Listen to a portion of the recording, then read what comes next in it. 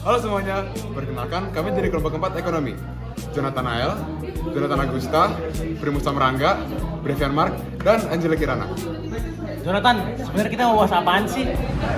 Oke, jadi kita mau bahas tentang usaha dan bisnis pembelajaran online dan pengaruh mereka sebagai metode belajar siswa. Oke, kita akan bahas apa itu ekonomi digital, metode belajar online, dan kesempatan usaha di masa post-pandemi. Tujuan kita membahas ini untuk mengetahui peran dan potensi usaha instansi pembelajaran online atau digital learning sebagai instrumen ekonomi digital. Dan ya, Hah? Ekonomi digital? Pembelajaran online? Gimana tuh? Semenjak pandemi COVID-19 di tahun 2019, segala bentuk usaha terpaksa untuk mengubah taktik mereka dalam menjalankan bisnis mereka, tidak terkecualikan di bidang pendidikan. Sekolah dan universitas mulai mengoperasikan media sharing daring sebagai metode pembelajaran untuk menampung educational demand dan educational access selama masa pandemi. Mengambil data pendidikan dari Amerika Serikat pada 2022, 42% siswa SMA di Amerika Serikat mengambil kursus online, sedangkan 40% universitas di Amerika Serikat memberlakukan kelas secara daring full-time. Pada kesempatan ini, perusahaan pendidikan yang telah mengimplementasikan metode pembelajaran daring sebelum COVID-19 seperti Stride Inc., perusahaan di Amerika atau yang sekarang juga dikenal sebagai K-12, mereka meraup keuntungan besar-besaran. Dengan di pasar, harga saham mereka naik sebesar 465%, sedangkan operating profit mereka naik sebesar 242%. Perusahaan lain seperti Duolingo, mereka memiliki active user count yang juga naik secara signifikan serta user engagement mereka. Dan semenjak COVID, kita yang di Indonesia sudah tidak asing lagi dengan namanya Zoom, Google Classroom, Branding, dan Ruang Guru. Sekarang dengan nilai guna yang jauh lebih tinggi dibandingkan dengan pra-pandemi, hingga sekarang sebagian besar aplikasi dan media pembelajaran yang digunakan pada masa pandemi dipertahankan dan secara tidak sadar telah kita terima. Tapi seberapa menguntungkankah perusahaan-perusahaan educational technology ini? Untuk mengerti itu, kita harus mengerti konteks dari ekonomi digital, pendidikan, dan educational technology sebelum dan sesudah masa pandemi.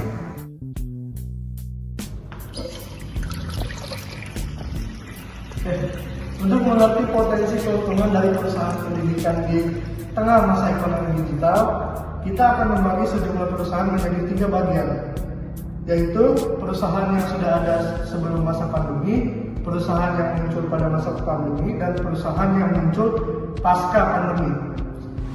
Kategori pertama, perusahaan yang sudah ada sebelum masa pandemi. Mereka menjadi langkah pertama digitalisasi pendidikan dan ekonomi di Indonesia, yaitu Ruang Guru pada tahun 2014 dan Zenius pada tahun 2007. Ruang Guru dan Zenius memfasilitasi bimbel online, video materi, dan kelas daring untuk siswa K-12 melalui aplikasi dan konsep Semi-Fied Learning. Sebelum pandemi, Ruang Guru fokus terhadap pertumbuhan dan sempat rugi besar untuk menangani marketing dan akuisisi pengguna. Sedangkan Zenius bertumbuh secara pelan karena basis penggunanya yang lebih kecil. Kebutuhan bimbel daring saat pandemi mulai berarti keuntungan bagi Ruang Guru dengan pengguna aktif sebesar 22 juta pada 2020 dan pendapatan 103 juta dolar serta laba bersih yang mencapai 3,7 juta dolar pada tahun 2021. Juga berarti pertumbuhan bagi Zenius dengan peningkatan active user count sebesar 12 kali lipat pada 2021. Kondisi post-pandemic Ruang Guru yang memiliki basis pengguna yang jauh lebih besar dibandingkan Zenius berarti profitability dari Ruang Guru bersifat lebih positif, sedangkan Zenius masih dianggap belum profitable. Walaupun Ruang Guru lebih baru, lahir baru 2014, investasinya terhadap pemasaran yang lebih besar dibandingkan Zenius membuat Ruang Guru lebih unggul dan profitable dan lebih dikenal hingga sekarang di masa pasca pandemi. Kategori 2, perusahaan yang muncul saat masa pandemi. Sekarang kita akan membahas usaha pendidikan daring yang muncul di tengah masa pandemi dan kondisi mereka sekarang, yaitu Sekolahmu dan Sekolah Akademi. Sekolahmu adalah platform pembelajaran K-12 yang fokus pada kurikulum berbasis digital, sedangkan Skill Academy yang adalah platform pelatihan khusus keterampilan. Kedua platform ini berkembang pesat selama pandemi, mengikuti mengikuti lonjakan permintaan untuk pembelajaran daring. Pengguna aktif sekolah lama mencapai 1 juta pengguna pada tahun 2021. Walaupun pendapatan mereka meningkat tajam, keduanya belum dapat mencapai profitabilitas. Dan yang Pasca pandemi, sekolah.mu mempertahankan posisinya dengan meningkatkan penawaran layanan dan memperluas cakupan pasar. Walaupun masih belum profitable, peluang mereka sangat besar karena terus berkembang dalam dunia pendidikan daring. Di pasca pandemi, Skill Academy memiliki prospek yang sangat baik, mengingat meningkatnya kebutuhan akan keterampilan digital.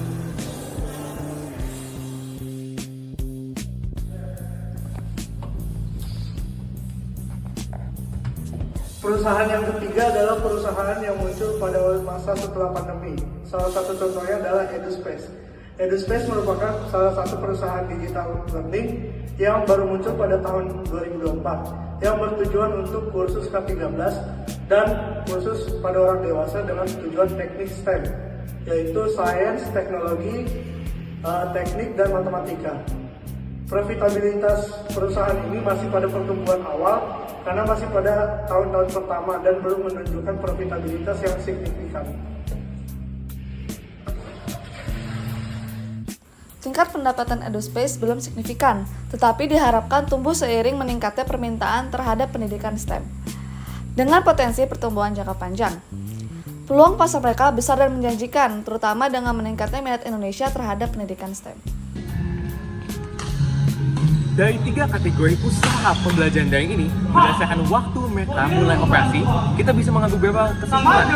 Hasil riset Bank Dunia juga, mayoritas perusahaan edutech di Indonesia belum mencapai tingkat profitabilitas. Sekitar 89% perusahaan menerima pendapatan, tetapi hanya 27% dapat menerima keuntungan atau dianggap profitable. Nah, Bank Dunia juga menyatakan bahwa hal yang menghambat perusahaan-perusahaan ini untuk dapat berkembang dan menerima keuntungan adalah biaya operasional yang tinggi, di mana banyak juga perusahaan yang menganggap bahwa customer acquisition cost merupakan salah satu hal yang paling membebankan. Sebagian yang paling membebankan karena perputaran sales yang lumayan lama. Bisnis yang memiliki investasi yang lebih besar untuk customer acquisition, seperti Ruang Guru, mampu untuk lebih memasarkan produk dan layanan mereka agar konsumen mengenali produk mereka. Tidak hanya customer acquisition, marketing, dan peningkatan paparan produk sebelum pandemi menyebabkan Ruang Guru untuk mempertahankan posisi dan image-nya dari 2014 sampai 2019. Walaupun mereka melaporkan kerugian sebesar 31,9 juta dolar pada 2019, investasi besar tersebut pada pemasaran menyiapkan Ruang Guru terlebih lagi saat mulainya pandemi. Perusahaan seperti Zenius dan Cakap yang menawarkan fasilitas yang sejenis dengan Ruang Guru tidak memasarkan produk mereka sebesar atau sebanyak Ruang Guru.